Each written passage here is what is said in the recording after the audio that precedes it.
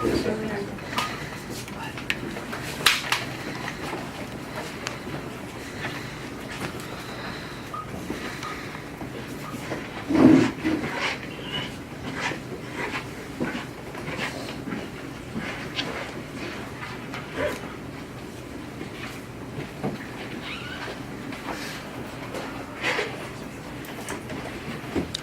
afternoon, ladies and gentlemen. It's been a very long day. It's been a sad day for law enforcement across the state, across the nation.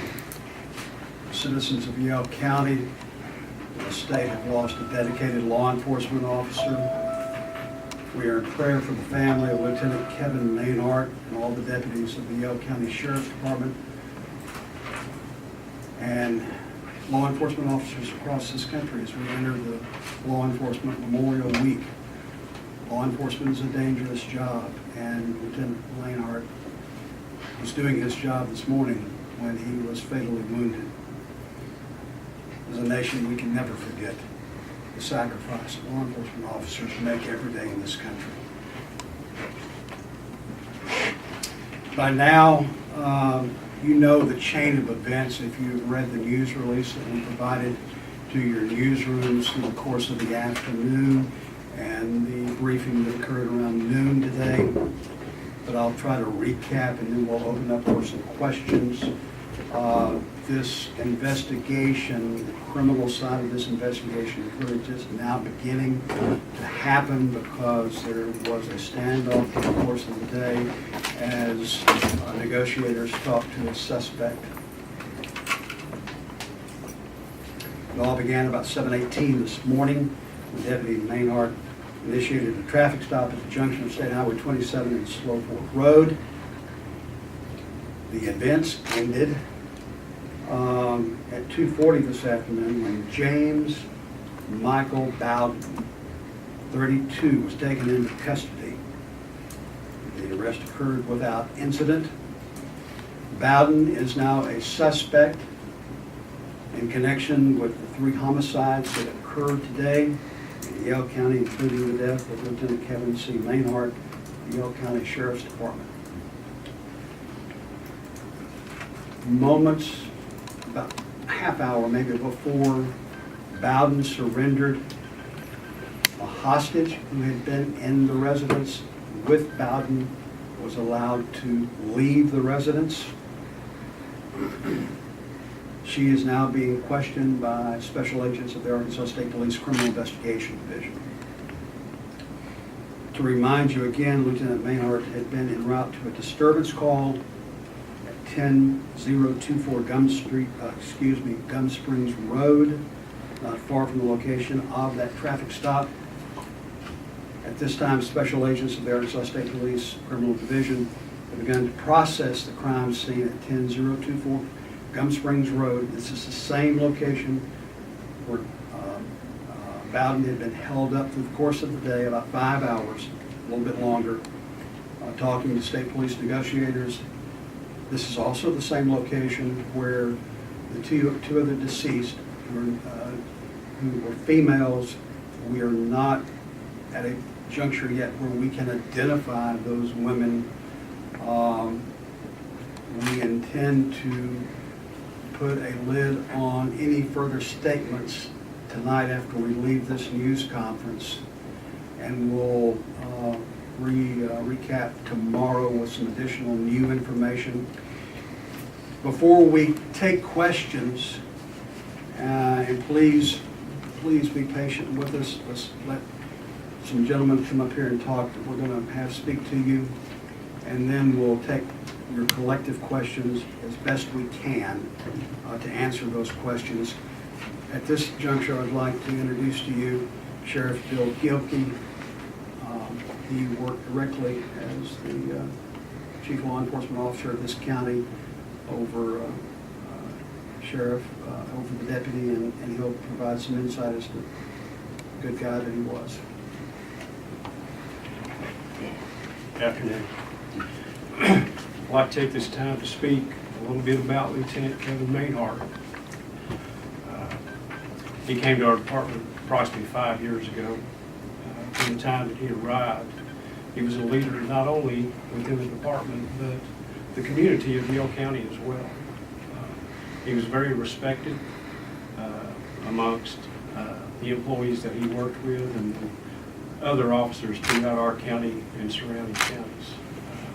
He was an extraordinary example of what a law enforcement officer should be. He came to work every day. He had a great work ethic. He was fair-minded and fair with the people that he dealt with on a daily basis. He was also a great father and husband, as well as a great friend to all of us in law enforcement and the community. Words will definitely not describe greatly enough the effect that Kevin Mainhart has had on Yale County and our surrounding community since he has been here. I want to thank you all for your patience today as things unfolded and allowed all the agencies to do the job that they needed to see this thing, the situation come to an end today. On behalf of the Yale County Sheriff's Department, we express our best go out to the Mainhart family, and our condolences are with him, as well as our thoughts and prayers. Thank you. Colonel Bill Bryant will address you now. Thank you, Sheriff. First and foremost is a tragedy today. Our thoughts and prayers are with Lieutenant Kevin Mainhart's family and also the men and women of the Yale County Sheriff's Office. State Police was contacted by the Yale County Sheriff's Office and requested assistance. We responded with the Arkansas State Police SWAT team and crisis negotiation team. Upon arrival at the scene, we took control of the scene, and as Mr. Sadler said, we were able to negotiate the surrender of James Michael Bowden. Mr. Bowden has been charged with 3 counts of capital murder. Again, it's an ongoing active crime scene. Our Criminal Investigation Division is out there now processing the scene. They're going to be there through most of the night, so we ask you to be patient with us. As soon as we get any further updated information, we'll be glad to release that information to you. As Bill said, I am the Colonel of the State Police, but I want to introduce Dale Saffold. He's a troop commander here in Troop J, Clarksville. He's been on the scene since the very beginning, and let him have a few statements to you, and we'll be glad to take any questions. Thank you. Thank you, Colonel. My name is Dale Saffold, and I am the troop commander of Troop J, which Yale County is a part of. And what we saw on this very sad occasion is what happens so many times that a lot of people lose sight of, and that is how many people can come together when the need arises. We did what we always do. When the call went out this morning, we came to assist. We sent as many resources as we possibly could. And it wasn't just the Arkansas State Police assisting Yale County. Regardless of what the patch is on your uniform, we had the Dardanelle Police Department was there. We had the Polk County Sheriff's Department was there. The Russellville Police Department was there. Arkansas Highway Police, Arkansas Game and Fish, and I have no doubt that I'm missing others. But I think the main thing is, on this very sad occasion, how we come together to serve the citizens of this state. That's all I have. Again, to reemphasize, this investigation is ongoing. The last thing we want to do right now is compromise that investigation. This individual, Bowden, will be brought to trial at some point in time, and we don't want to say anything today that is uncertain or might compromise the end result of that investigation and subsequent adjudication.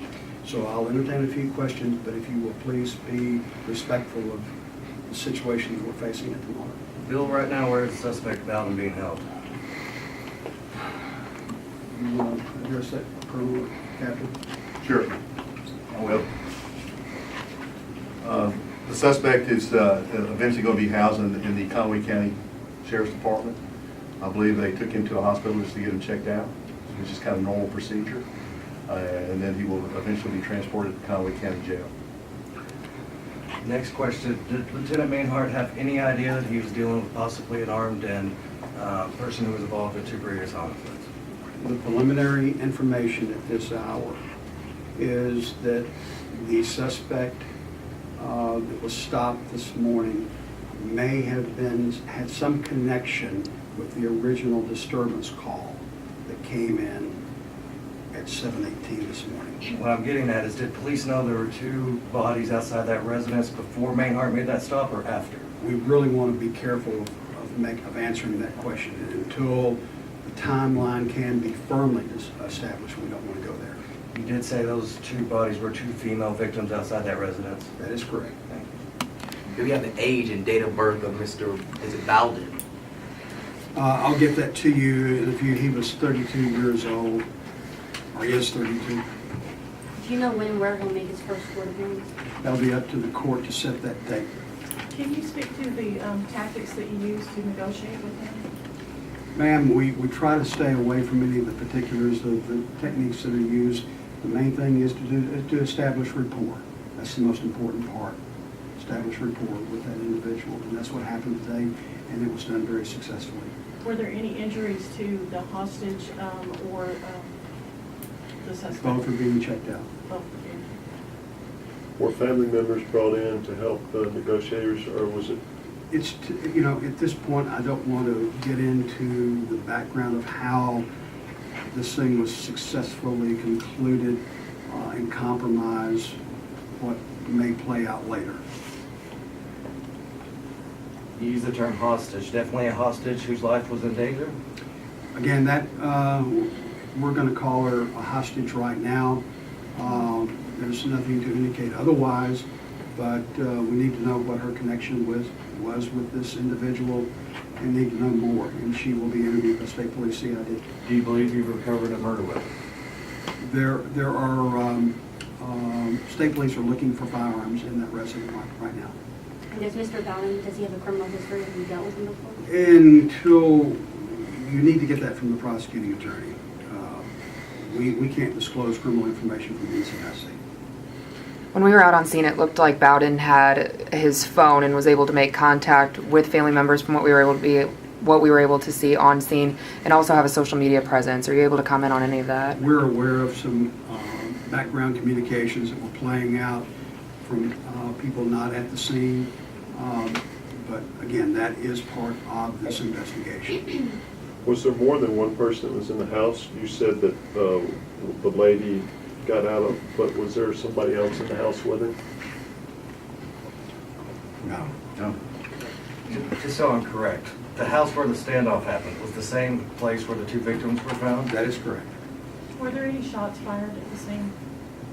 And during the surrender? Yeah, I mean during any of it? No. Once the police Done by made law contact. enforcement. Done by law enforcement. Were you able to, the coroner, and able to retrieve those victims' bodies with the suspect inside that residence?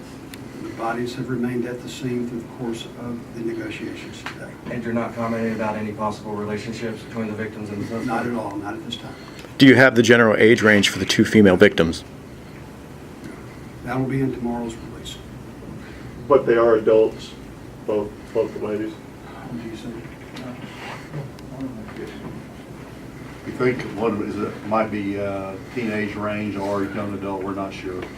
I'd hate to speculate right now. Let's Yeah, get I a understand. manner and cause of death, and at that point in time, we'll know more. We need to really talk to family because we'll have to get some identification and pin all this down. We don't get bad information out there right now. Is it too soon to know, since he's being held in Conway County, his initial court appearance, will that be in Conway County, do you know, or will he have to be transported all the way back here?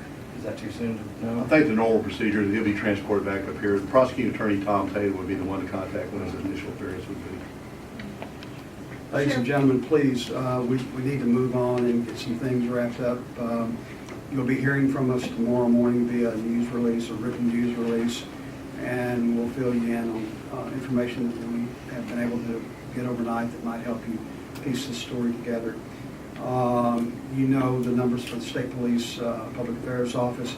State Police is leading the investigation, and we will keep you apprised of that information that we can release without compromising the investigation.